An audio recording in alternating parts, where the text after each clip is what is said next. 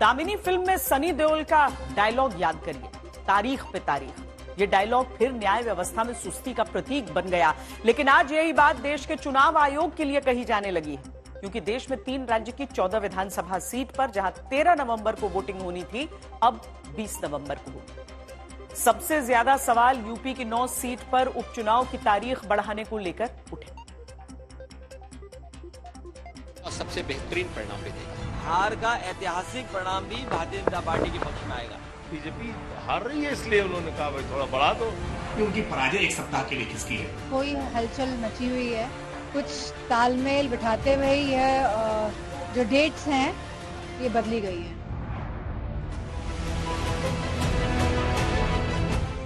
उत्तर प्रदेश के उपचुनाव में कुछ ऐसी हलचल है कि पहले अयोध्या से सटी मिल्कीपुर सीट पर उपचुनाव की तारीख नहीं आई। वजह का पता खुद बीजेपी के नेताओं को ही पहले नहीं होता। चुनाव आयोग बताता है कि सीट पर 2022 के चुनाव के दौरान बीजेपी के नेता की आपत्ति कोर्ट में पड़ी है, इसलिए मिल्कीपुर का चुनाव टाला गया। फिर 9 सीट पर उपचुनाव की तारीख को 13 नवंबर से बढ़ाकर 20 नवंबर कर दिया जाता है। उपचुनाव की तारीख 7 दिन और बढ़ी। अखिलेश यादव ने तीखा तंज कसा। बटेंगे तो कटेंगे वाले नारे के इर्द गिर्द होती सियासत में लिखा, टालेंगे तो और भी बुरा हारेंगे। आगे अखिलेश मिल्कीपुर का उपचुनाव टालना और फिर उपचुनाव की तारीख आगे बढ़ाने को बीजेपी की कमजोरी बताते हैं।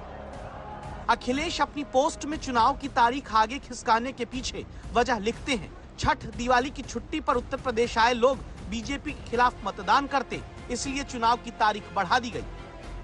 अंत में लिख दिया, बीजेपी की पुरानी चाल है, हारेंगे तो टालेंगे। चुनाव आयोग कहता है कि यूपी की 9, पंजाब की 4 और केरल की 1 विधानसभा सीट के उपचुनाव को आगे बढ़ाने की मांग बीजेपी, कांग्रेस, बीएसपी, आरएलडी समेत कई सामाजिक संगठनों ने की। चुनाव आयोग के मुताबिक पंजाब में पोलिंग डेट बढ़ाने की वजह गुरु नानक देव जी का प्रकाश पर्व है।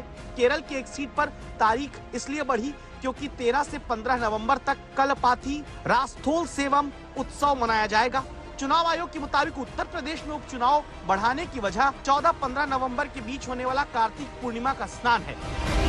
लगातार जन संगठनों की तरफ से, सामान्य जनता की तरफ से इस बात की डिमांड हो रही थी कि कार्तिक पूर्णिमा पर कई जगहों पर मेले लगते हैं, गंगा स्नान का हिंदुओं के भीतर बहुत महात्म्य है।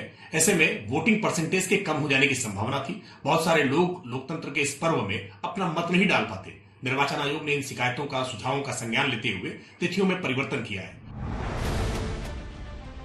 इसी के बाद दस्तक देता सवाल आता है, क्या चुनाव आयोग को पता नहीं होता कि जहां वो चुनाव कराने जा रहे हैं वहां कौन सा बड़ा पर्व और त्योहार आ रहा है? चुनाव आयोग तभी तारीखें क्यों बदलता है जब राजनीतिक दल उसे याद दिलाते हैं? कोई हलचल मची हुई है, कहीं ना कहीं जहां हम लोग अच्छा कर रहे हैं, और महाराष्ट्र में भी जहां समाजवादी पार्टी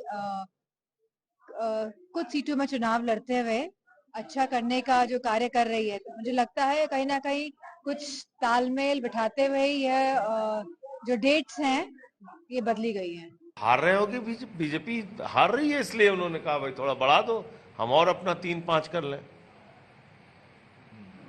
बीजेपी चुनाव हार रही है, तो उस हार से बचने के लिए उन्होंने तारीखें बढ़वा दी।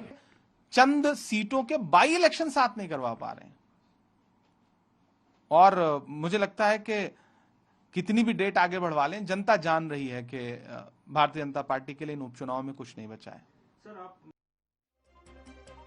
लोकसभा चुनाव के बाद देश के मुख्य चुनाव आयुक्त को कहना पड़ा था कि उन्हें सीख मिल चुकी है। तब सीख ये बताई गई कि इतनी गर्मी में चुनाव नहीं कराया जाना चाहिए था, जहां वोटिंग पर असर पड़ा। लेकिन क्या चुनाव आयोग सीख लेकर फिर भूल जाता है?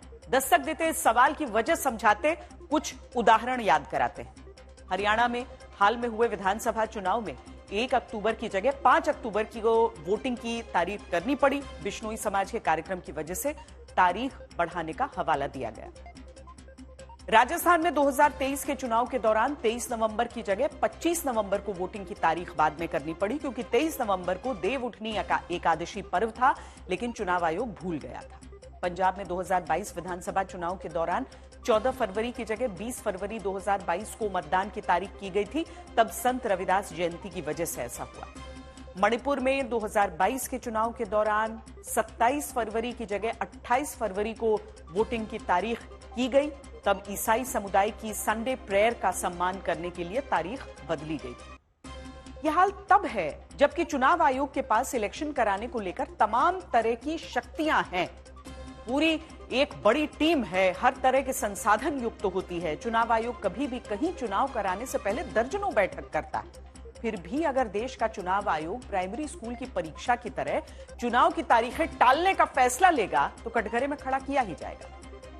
भारत निर्वाचन आयोग एक स्थायी संवैधानिक निकाय है। दुनिया के बड़े बड़े देशों के इलेक्शन कमीशन के पास चुनाव के दौरान जो ताकत नहीं होती वो भारत के चुनाव आयोग के पास है। मुख्य निर्वाचन आयुक्त और निर्वाचन आयुक्तों को तो भारत के उच्चतम न्यायालय के न्यायाधीश के बराबर दर्जा मिला हुआ है। मुख्य निर्वाचन आयुक्त को पद से केवल संसद से महाभियोग के माध्यम से ही हटाया जा सकता है। चुनाव आयोग का देश की राजधानी दिल्ली में एक अलग सचिवालय है जिसमें लगभग 300 अधिकारी कर्मचारी काम करते हैं।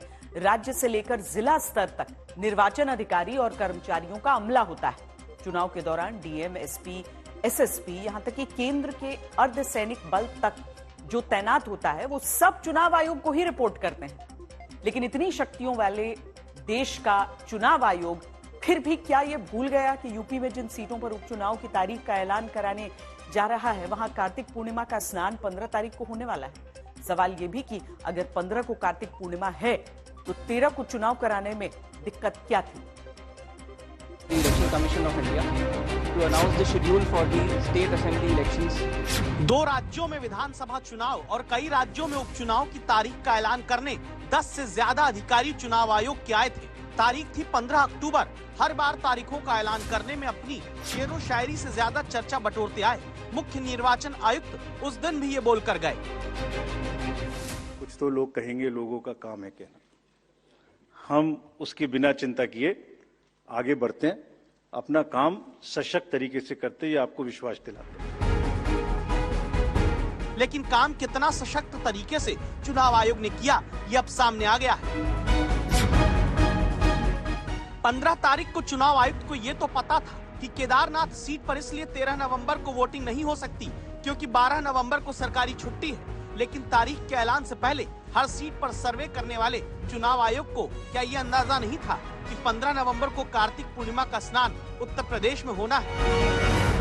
पूरी रिसर्च और पूरी खोज और छानबीन के बाद चुनावी कार्यक्रम घोषित किए जाते हैं। लेकिन अगर हम देखें तो 2012 से अब तक की बात करें तो पिछले 12 सालों में कम से कम छठा ये मौका है जिसमें निर्वाचन आयोग ने तारीखों में बदलाव किया है।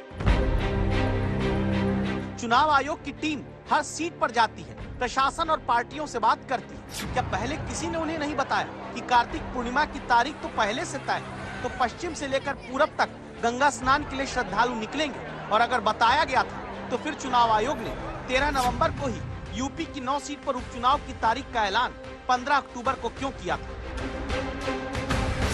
जहां तारीख सामने आई तो राजनीतिक दल सवाल उठाने लगे थे। ये 2 चिट्ठियां हैं। 17 अक्टूबर को आरएलडी के नेता ने लिखा था तारीख आगे बढ़ा दीजिए क्योंकि कार्तिक पूर्णिमा का स्नान होना है। 27 अक्टूबर को बीजेपी के नेता कपिल देव अग्रवाल ने भी लिखा था गाजियाबाद और मीरापुर सीट पर कार्तिक पूर्णिमा स्नान की वजह से असर होगा, पोलिंग डेट बढ़ा दीजिए। अब जाकर तारीख चुनाव आयोग ने बढ़ाई। धार्मिक लोग हैं वे 3 दिन 4 दिन पहले ही ब्रज घाट पे, शुक तीर्थ में या अन्य गंगा स्थान पर चले जाते हैं। तो निवेदन मेरा था कि इसको बढ़ाया जाए। चुनाव आयोग भले ये कह ले कि कई दलों और सामाजिक संस्थाओं के कहने पर उसने तारीख आगे बढ़ाई, लेकिन साथ ही अपनी निष्पक्षता पर सवाल उठाने और आशंका पैदा करने का मौका विपक्ष को दिया है, जो लोकतंत्र के लिए ठीक नहीं।